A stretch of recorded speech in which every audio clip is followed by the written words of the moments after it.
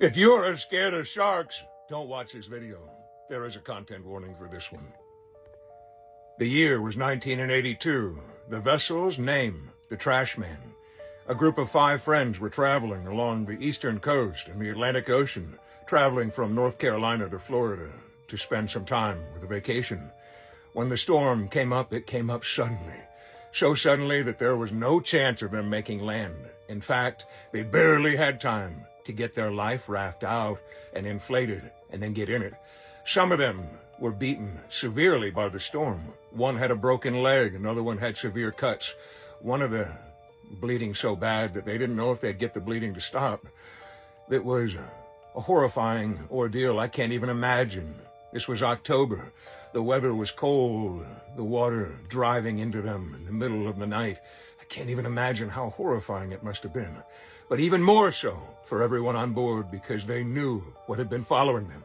They had seen the dolphins, yes, but they had also seen the massive fins of the sharks. And there were many different species, all the way up to great big great white sharks, bull sharks, great hammerhead sharks, oceanic sharks like white tips. And worse for them was the massive tiger shark that had been following them. They had seen her more than once.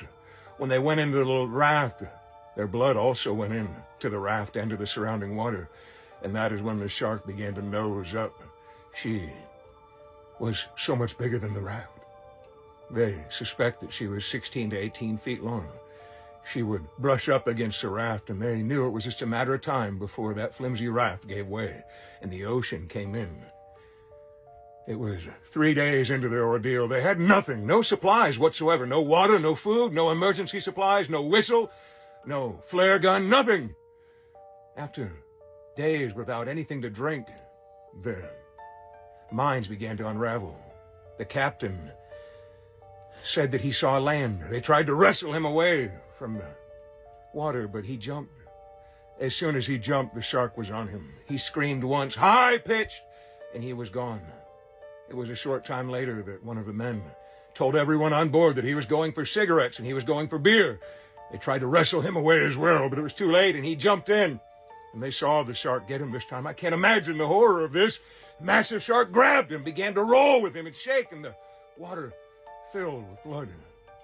But worse for them, they saw the shark dismember their friend.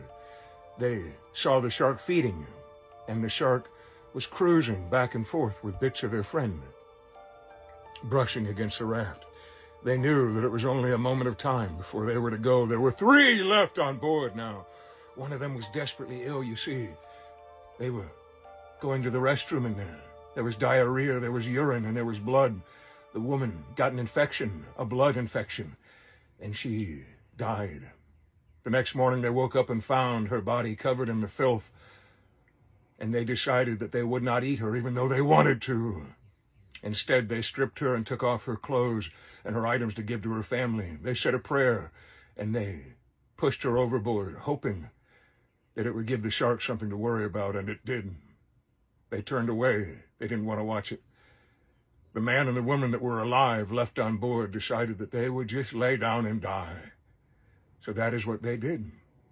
They lay down in the bottom of that nasty life raft, and they went to sleep.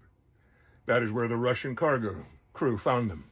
They saw the life raft floating, and they found them dehydrated, nearly dead, on death's door.